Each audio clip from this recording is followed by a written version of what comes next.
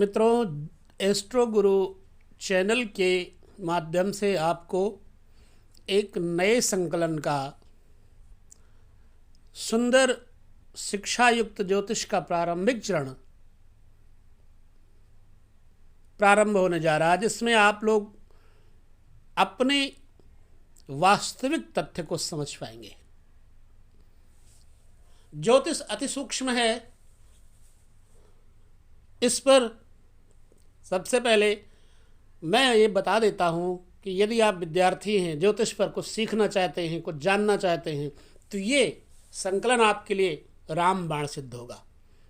हर संकलन को ध्यानपूर्वक सुनिएगा, समझिएगा।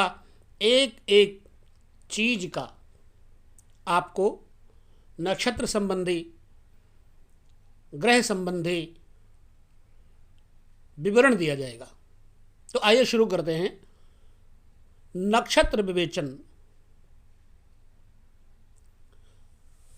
नक्षत्र क्या है? भारतीय पंचांग, जिसमें तिथि, वार, नक्षत्र, योग तथा करण तीसरा अंग है।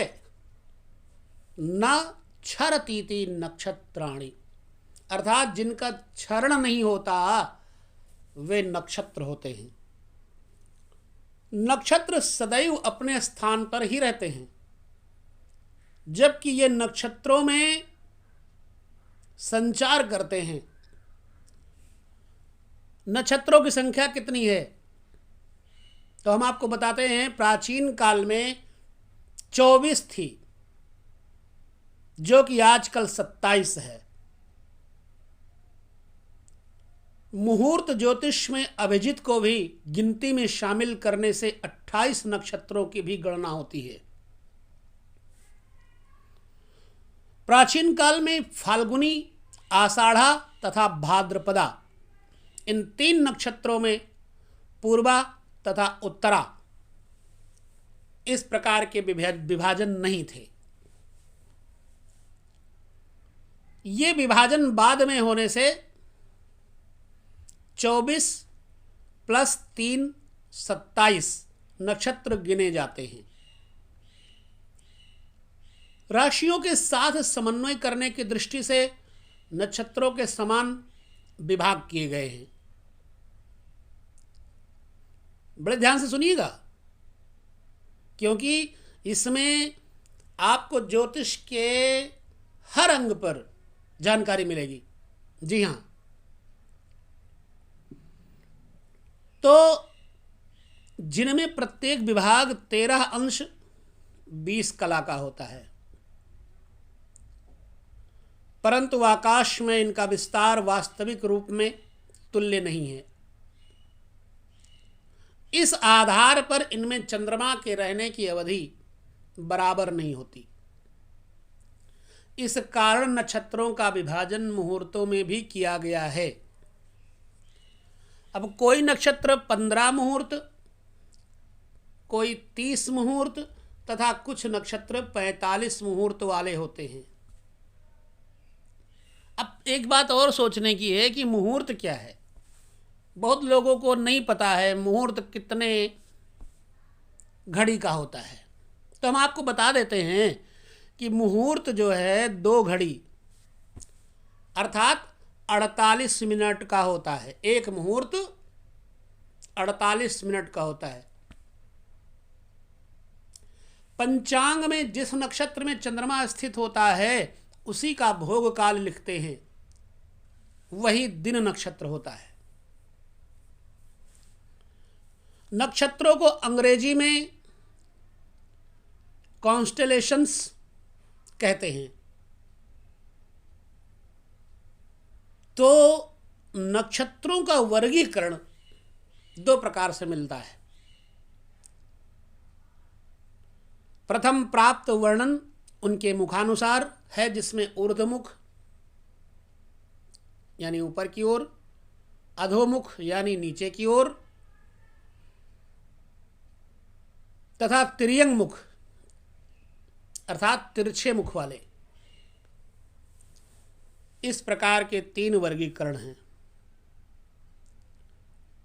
दूसरे प्रकार का वर्गीकरण 7 वारों की प्रकृति के अनुसार 7 प्रकार का प्राप्त होता है। यथा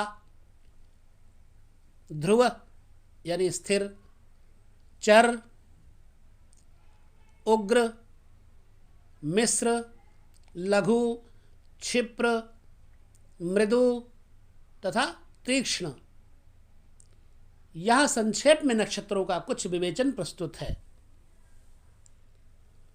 तो सबसे पहला नक्षत्र है अश्विनी नक्षत्र।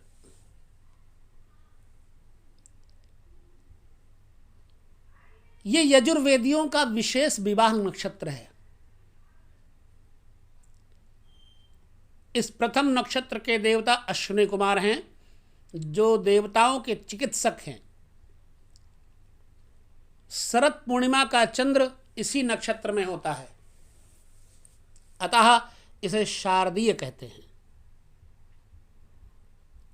इसका अरबी नाम शर्ती है। ये घोड़े के मुख के आकार का 3 तारों का पुंज होता है। यह लघु तथा क्षिप्र संज्ञक तथा त्रियंग मुख है। अतः इस नक्षत्र में यंत्र, मशीनरी, कल कारखाने, यात्रा, दूरसंचार, कंप्यूटर, चिकित्सा, औषधि तथा रसायन संबंधी कार्य करने चाहिए। ये 30 मुहूर्ती नक्षत्र है। इसे पुल्लिंग माना जाता है और इसका प्रथम चरण गंडांत दोष से युक्त होता है। नक्षत्र नंबर 2 जिसका नाम है भरणी। इस नक्षत्र के देवता यमराज हैं। इसका आकार योनि के समान होता है। इसमें 2 तारे होते हैं। यमराज को संस्कृत में वाटिन कहते हैं, अतः इसे अरबी भाषा में वतीन कहते हैं। ये 15 मुहूर्ती नक्षत्र है तथा पुल्लिंग है। उग्र तथा क्रूर संज्ञा वाला नक्षत्र होने से इसमें शुभ कार्य वर्जित हैं। ये नीचे के मुख वाला नक्षत्र है, अतः इसमें आखेट कर्म तथा आकाश से धरती में प्रहार करने वाले अस्त्र आदि के प्रयोग सफल होते हैं। भरणी नक्षत्र में सांप आदि का दंश बड़ा कष्टप्रद होता है। 2 नक्षत्रों के बारे में आपको पता चल गया। ध्यान से सुनिए तीसरे नक्षत्र का। कृतिका नक्षत्र। इसके स्वामी अग्निदेव हैं। इसे अरबी में सुरैया कहते हैं। 30 मुहूर्ती यह नक्षत्र छुरिका के आकार का दिखाई देता है। यह नीचे के मुख नक्षत्र साधारण तथा मिश्र संज्ञा वाला है। इसमें सामान्य कार्य अग्नि स्थापन, यज्ञ हवन का प्रारंभ, भट्ठे आदि में अग्नि डालना, फसल की कटाई, मड़ाई, बुआई आदि कार्य उपयुक्त होते हैं। ये 6 तारों का झुंड होता है। ये भी पुल्लिंग नक्षत्र है। इसे सूर्य का नक्षत्र कहा जाता है। अब आते हैं चौथा नक्षत्र है रोहिणी नक्षत्र।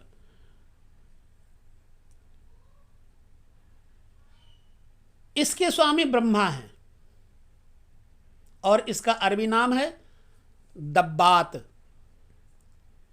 5 तारों का यह पुंज आकाश में लंबे त्रिभुज बैलगाड़ी के ढांचे की तरह दिखाई देता है।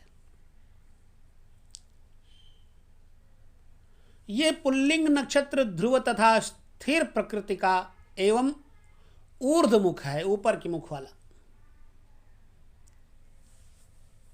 तो इसमें समस्त शुभ कार्यों के अतिरिक्त भवन, मकान, मठ, मंदिरों की छतों का निर्माण, दीवारों की चिनाई, बुर्ज, मीनारें, गुंबद, तोरण, छत्र आदि का निर्माण, अभिषेक, कृत्रिम उपग्रहों, रॉकेटों तथा अंतरिक्ष स्टेशनों को आकाश में भेजना, नवनिर्मित वायुयान का उड़ाना आदि कार्य शुभ होते हैं। अरबी में 12 का अर्थ बार बार घूमने वाला होता है। तो यह नक्षत्र हो गया रोहिणी। अब आते 5वें नक्षत्र जिसका नाम है मृगशिरा। हो सकता है ये वीडियो आपको लंबा लगे, लेकिन जानकारी के लिए बहुत ही अनिवार्य है। तो मैं छोटे छोटे भाग में बांट करके नक्षत्रों का वर्णन कर रहा हूं। मृगशिरा नक्षत्र का ये पुल्लिंग नक्षत्र, इसको अरबी में हकुआ कहलाता है। इसके स्वामी चंद्रदेव हैं। इसमें 3 तारे मृगों के सिर 3 सिरों की भांति दिखते हैं। यह मृदु तथा मैत्र स्वभाव वाला 30 मुहूर्त वाला नक्षत्र त्रियंग मुख है। अब इस नक्षत्र में हाथी, घोड़ा, ऊंट, गाड़ी, ट्रैक्टर, ट्रक, दोपहिया वाहन, वायुयान, जलयान यानी जहाज, हल जोतना, दौड़ आदि का आयोजन करना उत्तम रहता है। नई रेलगाड़ी का संचालन तथा नए लोको इंजन का प्रारंभ इस नक्षत्र में शुभ रहता है। नौका विहार, तैराकी, विविध खेलों तथा वन संचार जैसे कामों के लिए भी यह नक्षत्र अनुकूल होता है। आते 6ठे नक्षत्र की तरफ। इसके स्वामी रुद्र हैं। इस स्त्रीलिंगी नक्षत्र को अरबी में हनजा कहते हैं। तीक्ष्ण तथा दारुण स्वभाव का नक्षत्र होने से इसमें शुभ कार्य नहीं किए जाते। यह विषैला नक्षत्र है। इसमें विषाक्त प्राणियों तथा विषाक्त द्रव्यों का संपर्क शुभ नहीं होता। यह ऊपर के मुख वाला नक्षत्र है। 7वां नक्षत्र पुनर्वसु। इसे अरबी में जिरा कहते हैं। इसमें 4 तारे घर के आकार के दिखते हैं। और हां, इस नक्षत्र 45 मुहूर्ती नक्षत्र की क्षमता है और स्त्रीलिंगी है। इसकी प्रकृति चर या चल होती है। यह त्रियंग मुख है। इस नक्षत्र की स्वामिनी देवमाता अदिति हैं। इस नक्षत्र में वास्तुकर्म, घर बनवाना आदि कार्य उत्तम रहते हैं। औषध निर्माण, गृह प्रवेश, वधू प्रवेश आदि के लिए यह नक्षत्र अनुकूल होता है। यह नक्षत्र पुनर्वास कराने वाला होता है। कहीं जाना आना हो तो इस नक्षत्र में, दूसरी जगह रहने का प्रोग्राम हो तो इस नक्षत्र में जाना चाहिए। अतः इसमें गृह का निर्माण, मंडलों एवं बस्तियों का उद्घाटन शुभ होता है। तो आशा करता हूँ कि ये जानकारी प्रथम चरण में ज्योतिष की विद्यार्थियों के लिए काफ़ी युक्त सिद्ध होगी, शिक्षाप्रद होगी। हम 7 नक्षत्रों के हिसाब से एक विभाग बनाएंगे। तो 15 मिनट के इस वीडियो के बाद अगले वीडियो में बाकी नक्षत्रों का हम ज्ञान देंगे। जय श्री कृष्ण।